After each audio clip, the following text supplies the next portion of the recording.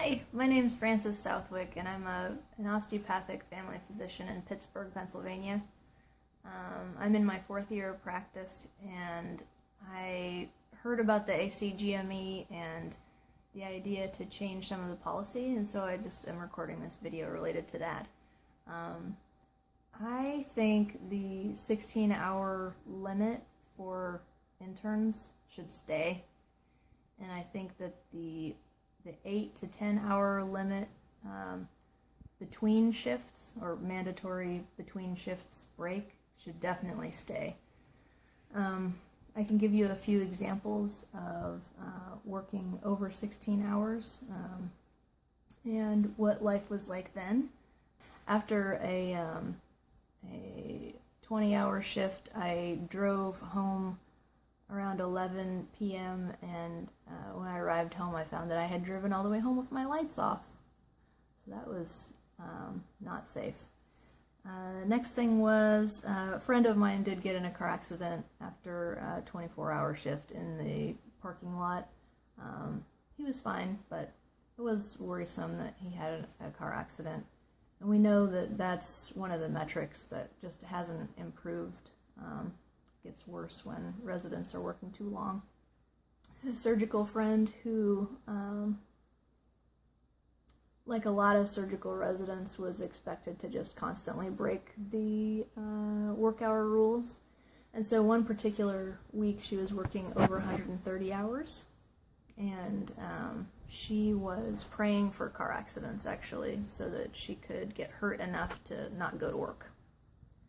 And her spouse was having to drive her to and from surgeries because she was too sleepy to drive, but was expected to perform surgery. So I find that really worrisome.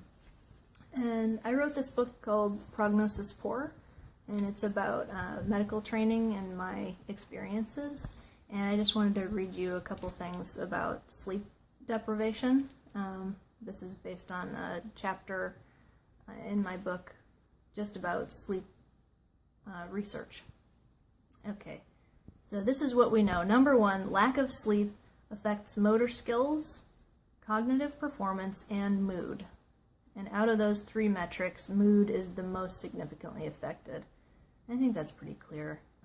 More and more studies are coming out with data explaining that a quarter of med students and residents are depressed. 1 in 10 are having suicidal thoughts, and that's really worrisome.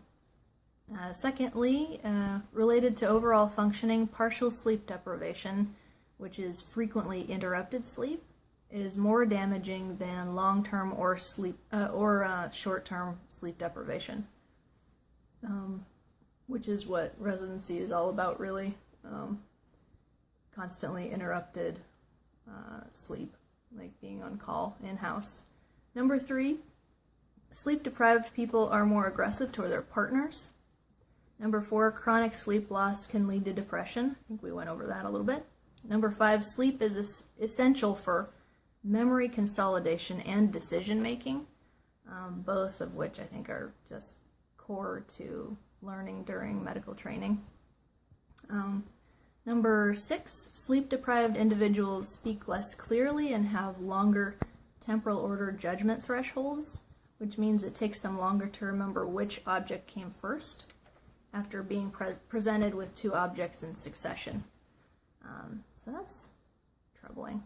I remember at the end of my shifts doing my dictations, and I would stumble and stutter frequently and sometimes fall asleep during my dictations. Number 7, after a long shift, medical interns are 2.5 times more likely to have motor vehicle accidents, and that was a metric that was done before the 16-hour rule was instated from 2005. And number 8, partially sleep-deprived people cannot reliably gauge how sleepy or how impaired they are. So that means that even as they get less sleep and become more impaired in their mental functioning, they don't know they're getting sleepier, and they don't recognize that their cognitive abilities are deteriorating. So I really think that instead of considering loosening regulations on what programs can do to residents, I think more oversight is actually indicated.